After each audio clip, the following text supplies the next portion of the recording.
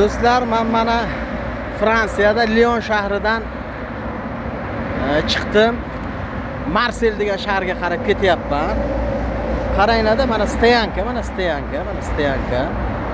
Katta mashinalar, kichkina mashinalar to'xtaydigan joy. Shunday bilan mashinalar qo'yib tashagan, mana bunday qilib. Mana bunday qilib.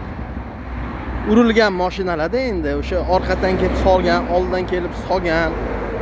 Bu mashinalar endi remont, darogani, yo'llarni remont qiladigan mashinalarda shunaqa avariyalarga uchragan, o'sha yo'lda qo'yilganda, znaklarda ham qo'yilgan. No barib kelib urgan shu mashinalar. Bitta mana qaranglar. Ana shunaqa holatni qo'yib qo'yibdi. Bu degani ko'ringlar. Tezlik nimani oqibatlariga olib kelishini, qanday avariya bo'lishini degan maqsadda qo'yilganda bu mashinalar. Mana Fransiyada. Shunday parkingning yonida qo'yib tashagan. Mana.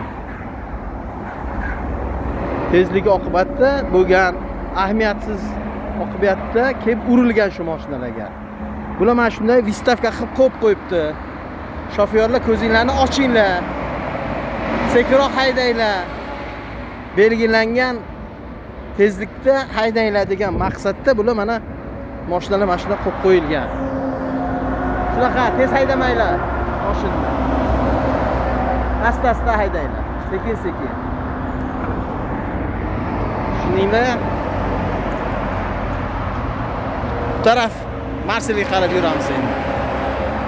Sog' bo'lasizlar.